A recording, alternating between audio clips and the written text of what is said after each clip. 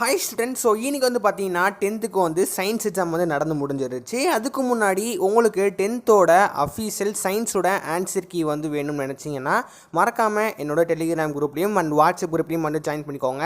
Within ஒரு 10 மினிட்ஸுக்குள்ளே நம்ம வந்து அஃபீஷியல் ஆன்சர் கீ நம்மளோட டெலிகிராம் குரூப்லேயும் அண்ட் வாட்ஸ்அப் குரூப்லேயும் வந்து போஸ்ட் பண்ணிடுவோம்.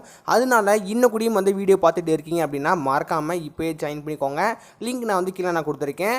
நிறைய பேர் வந்து சப்ஸ்கிரைப் பண்ணாமல் லைக் பண்ணாமல் வந்து வீடியோ பார்த்துட்டு இருக்கீங்க. ஸோ மறக்காமல் லைக் பண்ணிட்டு சப்ஸ்கிரைப் பண்ணிக்கோங்க.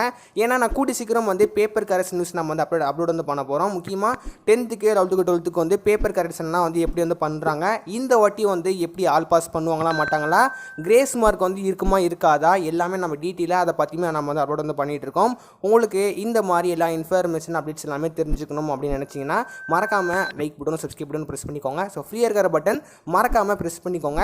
ஓகே, இன்னைக்கு வந்து பார்த்தீங்கன்னா 10th வந்து சயின்ஸ் எக்ஸாம் வந்து நடந்து முடிஞ்சிருச்சு. கிட்டத்தட்ட இந்த சயின்ஸ் எக்ஸாம் 75 மார்க் வந்து நீங்கள் வந்து அட்டன் பண்ணியிருப்பீங்க.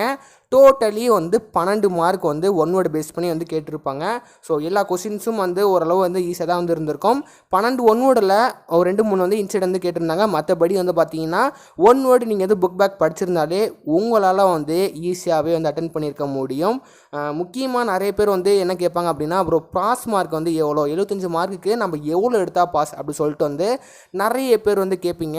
75 மார்க்குக்கு நீங்கள் ஜஸ்ட்டு 15 மார்க் நீங்கள் வந்து எடுத்தால் போதும். அதாவது 15 மார்க் எடுத்தாலே நீங்கள் வந்து பாஸ் ஆயிடுவீங்க. பாஸ் ஆகிறது மேட்ரு கிடையாது. ஏன்னா உங்களுக்கு ப்ராக்டிக்கலே வந்து மார்க் வந்து வந்துடும். அண்ட் நீங்கள் 15 மார்க் நீங்கள் வந்து எழுதுனால எடுத்தாலே வந்து நீங்கள் வந்து பாஸ் ஆயிடுவீங்க.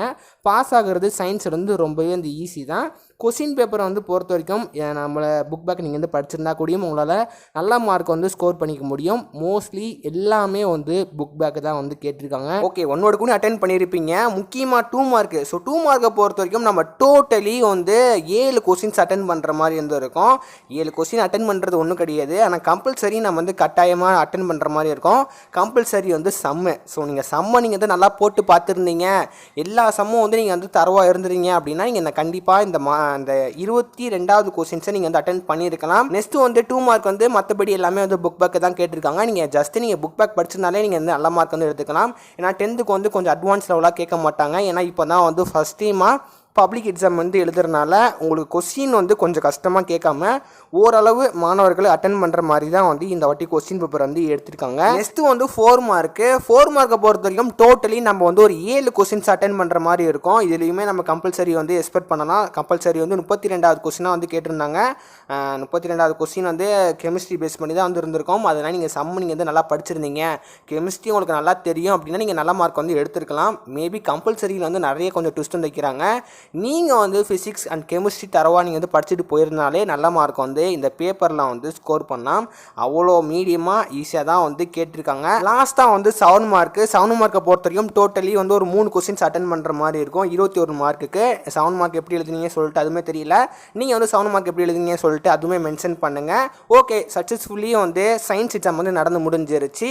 நீங்கள் நல்லா எழுதலைன்னா கூடயும் வந்து பரவாயில்ல. நெக்ஸ்ட் எக்ஸாம் வந்து இருக்கிறதுலே வந்து ஒரு சிம்பிளான எக்ஸாம், அதாவது சோஷியல் சயின்ஸு. அது வந்து எப்போ அப்படின்னா கம்மிங் ஏப்ரல் 8ஆம் தேதி வந்து ஸ்டார்ட் ஆகுது. அதனால் அந்த எக்ஸாமுக்கு நம்ம வந்து வேறு லெவலாக வந்து ப்ரிப்பேர் பண்ணி மார்க் எடுக்கலாம். மேபி இந்த எக்ஸாம் நீங்கள் வந்து ஒழுங்காக எழுதலை அப்படின்னா நீங்கள் வந்து கண்டிப்பாக சோசியலில் வந்து நல்ல மார்க் வந்து எடுக்கிறதுக்கு ட்ரை பண்ணுங்கள். அந்த எக்ஸாமில் வேறு லெவலாக நம்ம வந்து பெர்ஃபார்மன்ஸ் பண்ண போகிறோம். ஸோ நான் ஆல்ரெடி சொன்ன மாதிரி இன்னும் கூடியும் வந்து டெலிகிராம் குரூப்லையும் அண்ட் வாட்ஸ்அப் குரூப்லையும் வந்து ஜாயின் பண்ணாமல் இருக்கீங்கன்னா மறக்காமல் இப்போவே ஜாயின் பண்ணிக்கோங்க. கூடிய சீக்கிரம் வந்து உங்களுக்கு ஆன்சருக்கு வந்து வந்துடும். அது மட்டும் இல்லாமல் இன்னும் கூடியும் வந்து சப்ஸ்கிரைப் பண்ணாமல் லைக் பண்ணாமல் வீடியோ பார்த்துட்டு இருக்கீங்க அப்படின்னா மறக்காமல் பண்ணிடுங்க.